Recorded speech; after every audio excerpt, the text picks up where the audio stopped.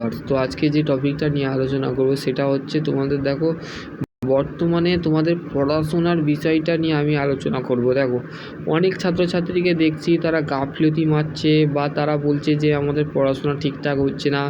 তো বলতে গেলে তাদের ক্ষেত্রে আমি একটাই উদ্দেশ্য করে বলবো যে তোমাদের পড়াশোনার গাইডলাইনটা তোমরা মেনটেন করো, ঠিক আছে।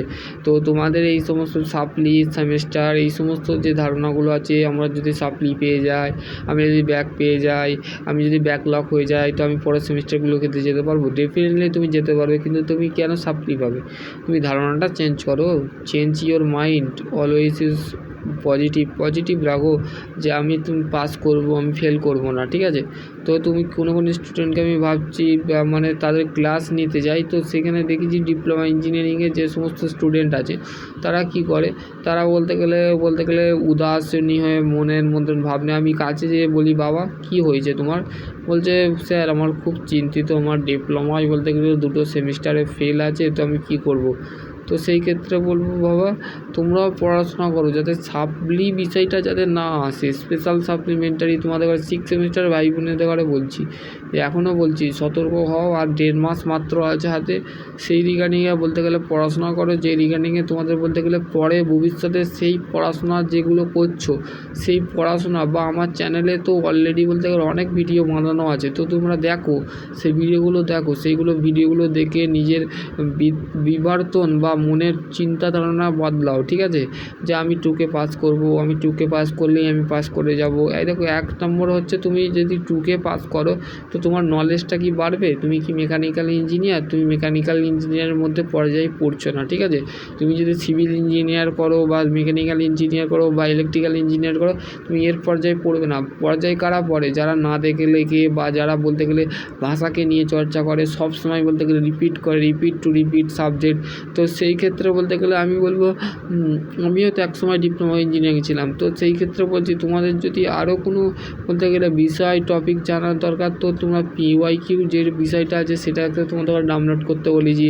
তোমরা করেছো কি না করেনি জানি না, আমি তো তোমরা একটা কমেন্টও করছো না। তো সেই বিষয়ে আমার কোনো দুঃখিত নয় বা আমি কোনো আশা নেই, আমি তোমাদের পাস করাতে চাই। বা তোমাদের বলতে গেলে কোনো ফেল বা কোনো সাবজেক্টে তোমরা ফেল হও বা সাবজেক্টে সাপ্লি পেয়ে তোমাদের বলতে গেলে পরের সেমিস্টারগুলো তোমাদের বলতে গেলে টাফ হয়ে যায়, সেই চেষ্টা করবো না। যাতে তোমাদের সহজ হয়, যাতে তোমাদের গাইডলাইন তোমাদের ভালো দিতে পারি বা তোমাদের সুবিধা হয়। আমি এটাই বলেছিলাম মে মাসে তোমাদের পরীক্ষা হবে, তো ডেফিনেটলি সেই স্টেট কাউন্সিলিং সেটাই জানালো। তো ডেফিনেটলি তোমাদের যদি পরীক্ষা পিছোই তো জুনের ফার্স্ট উইকে তাহলে তোমাদের বলতে গেলে পিছিয়ে যাবে।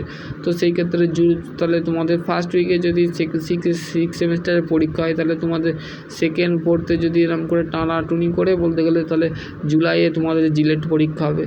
তো সেই রিগার্ডিংয়ে তোমাদের বলতে গেলে পড়াশোনার যে বিষয়টা, তো সেটাকে তোমাকে করতে হবে না, আমাকে তো সেটা করে লিখে দিয়ে আমি তো আসবো না, তোমাকেই লিখে দিয়ে আসতে হবে। তোমাকে মিনিমাম 60-এর মধ্যে কত পেতে হবে? 60-এর মধ্যে তোমাকে 24 পেতে হবে। তাহলে তুমি 24 যদি পাও, যদি স্টেট কাউন্সিলিং আরও নিয়ম যদি চেঞ্জ করে দেয়, 18 করে দেয়, তাহলে তোমাদের পক্ষে তো আরও সুবিধা হবে না। তো সেই ক্ষেত্রে বলতে গেলে পড়াশোনার যে গাইডলাইনটা সেটাকে মেনটেন করো, ঠিক আছে, ফার্স্ট অফ অল। তো সেকেন্ড যে পয়েন্ট আছে সেটা হচ্ছে রুটিন মেনটেন করো, ঠিক আছে। এই রুটিনে আমি 3 ঘন্টা টু লিস্ট বানাতে বলেছি। টু লিস্ট তোমরা বানিয়েছো কি না জানি না, তো সেই ক্ষেত্রে বলছি তোমাদের টু লিস্ট তোমরা অবশ্যই বানাও। টু লিস্টের মধ্যে তোমাদের বলতে গেলে 3 ঘন্টায় 3টে সাবজেক্ট, আবার 3 ঘন্টায় সকালে 3 ঘন্টা পড়ো আর রাত্রে 3 ঘন্টা পড়ো, মোট 6 ঘন্টা। তো 6 ঘন্টা তুমি যদি পড়ো তাহলে তোমার বলতে গেলে সাবজেক্টের কি বলতে গেলে তুমি ভুলতে পারবে? তো ডেফিনেটলি না। তো সেই রিগার্ডিংয়ে তুমি পড়াশোনা। ফোর্থ পয়েন্টটা হচ্ছে পড়াশোনার টাইমের সাথে নিজেকে ম্যাচুরেট করো, ঠিক আছে। নিজেকে ম্যাচুরেট করো, নাহলে বলতে গেলে টাইমের সাথে টাইম পূর্ণ হওয়ার আগের মধ্যে সিলেবাস কভার করার চেষ্টা করো, ঠিক আছে।